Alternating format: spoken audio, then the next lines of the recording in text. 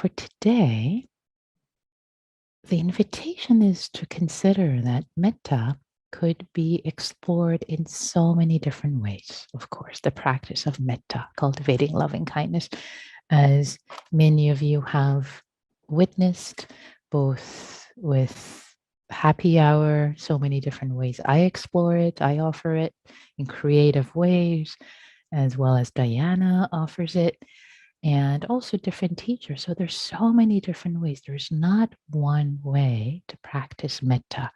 And sometimes creativity is a good thing, and sometimes being settled in just the continuity of breath, body, the utterances, the phrases might be helpful. So using our judgment, using our clarity, we can tell, we can discern. Actually, the word I want to use isn't judgment, is discernment. I think that's a better word here, because judgment can be misconstrued as judgment and self-judgment, but discernment, using clear comprehension, sampajanya.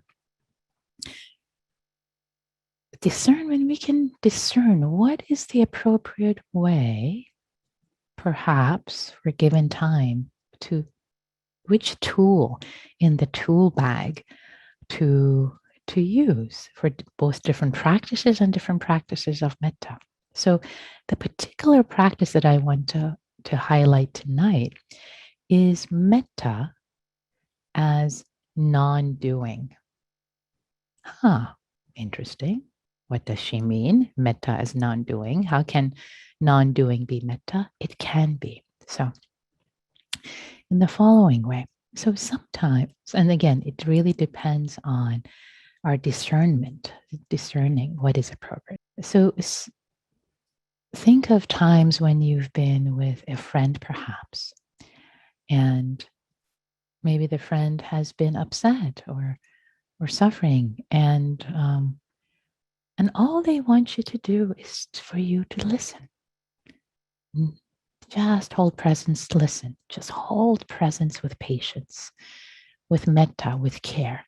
Not to rush it, to give them advice, to make it better, to make it go away. Because sometimes that impulse to make it go away is actually our own fear of discomfort. Because when somebody else is uncomfortable, it can make us uncomfortable. So notice if that's the reason, like, okay, jumping to do something instead of first the non-doing, the metta of non-doing, the metta of holding space. Similarly for ourselves, there are times that maybe a challenge, a difficulty comes up in the body, in the mind, in the heart. Let's say it's a challenging emotion. And something, and notice if the mind wants to whip up active metta. May you be well. May I be happy. May I be well. Make it go away. Make it all better. See if there might be sometimes this conflictual relationship. Make it go away. This is not good. This is bad. So there's so much doing. There's so much forcing. And I hear that's from so many practitioners that they discover that after a while they've been practicing metta, that they've been perhaps doing jackhammer metta or hammer metta. It's like they're just hammering this difficulty away. Like, okay.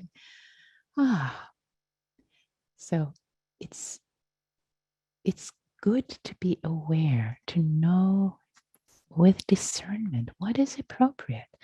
Sometimes it is appropriate to just be with what is. Give it space. Don't push it, force it away. The same way that if there's a little child crying, say, okay, stop. It's fine. It's stop crying. It's like, it's okay, sweetie. It's okay. You hold them. It can't be rushed. You hold them.